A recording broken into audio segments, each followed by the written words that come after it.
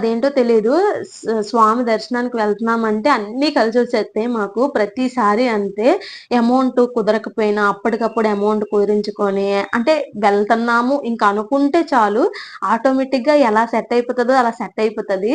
నేనైతే బాగా బిలీవ్ చేసే గాడ్ అంటే వెంకటేశ్వర స్వామేనండి. ఎందుకు అంత పర్టిక్యులర్‌గా చెప్తున్నానంటే నేను మా మ్యారేజ్ అయిన కొత్తలో ఇలా మామూలుగానే వెళ్ళలేదనమాట. పెళ్లైన వెంటనే యాక్చువల్లీ తిరుగుమరుగులుంటాయి గదా! మాకు అలాంటివి ఏమీ లేదండి.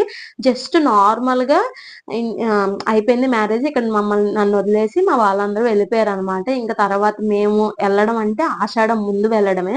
ఆషాఢం ముందు కూడా మా హస్బెండ్ నాకు అవ్వకపోతే నేను చాలా అంటే చాలా ఎదురుంగానే గుడనమాట.